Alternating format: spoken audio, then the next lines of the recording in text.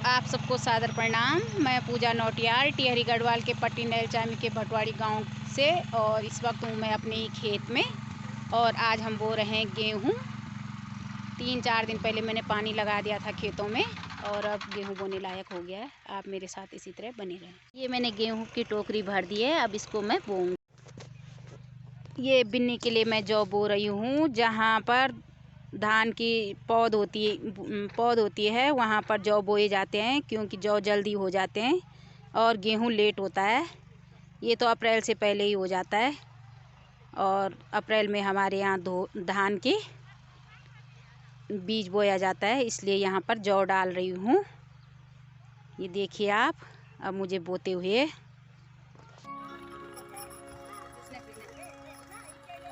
खेत में गेहूँ बोते हुए ये देखिए आप, ऐसे बोते हैं हमारे यहाँ खेतों में। और अब इसके बाद चलेगा इसमें ट्रैक्टर।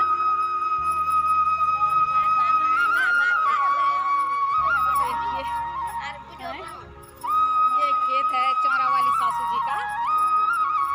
इन्होंने कहा कि यहाँ पर गेहूँ बो दो।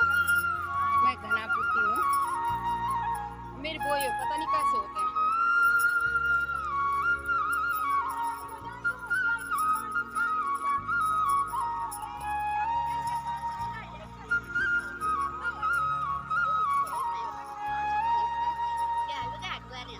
नई तकनीक के अनुसार देखो, हमारे गांव में ट्रैक्टर आ गया 3-4 साल पहले, और इस वक्त ससुर जी हैं हमारे खेत में ट्रैक्टर चलाते हुए।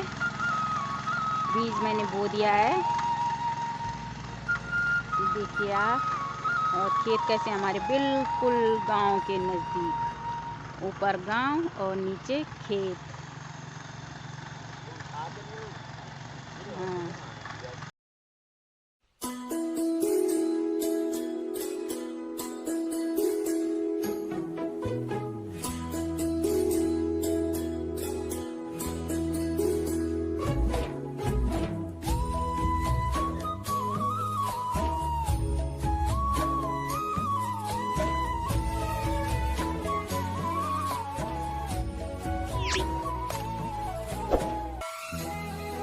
आ गए हैं ससुर जी हमारे दूसरे खेत में। इस खेत में तो मैंने मंडवा बो रखा था। थोड़ा ट्रैक्टर चलाने के लिए ख़राब हो रहा है, क्योंकि मंडवे की जड़ें हैं बड़ी बड़ी। ये देखिए आप, नई तकनीकी की वजह से कितना आसान हो चुका है। अभी एक इतना बड़ा खेत बोया और दूसरा खेत बोने आ गए हैं। यहाँ पर देखिए आप, अब मैं बीज बोऊंगी यहाँ पर और आपको दिखाऊंगी।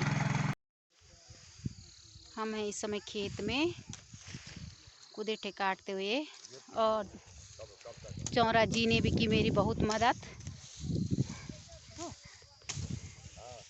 मंडवा के कुदेठे काटते हुए देखिए आप। अब थोड़ा सही रह गया हमारे लिए, खेत काट चुके हैं हम अब, ये देखिए। और यहाँ पर अभी हमने बोने हैं गेहूँ।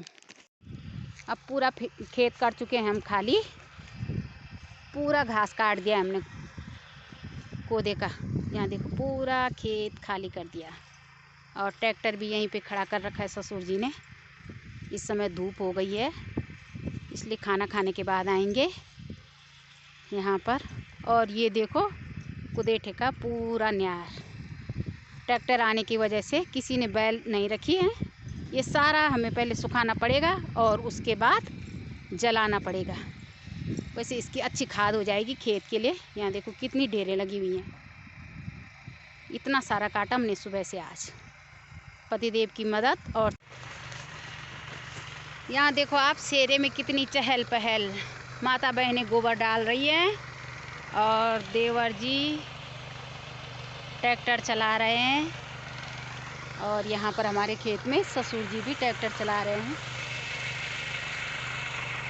अब खेतों का देखो आप, बिल्कुल गांव के करीब है हमारे खेत। ऊपर गांव और नीचे खेत, इतने नज़दीक किसी के खेत नहीं है। किसी भी गांव में नहीं देखे मैंने इतने नज़दीक खेत।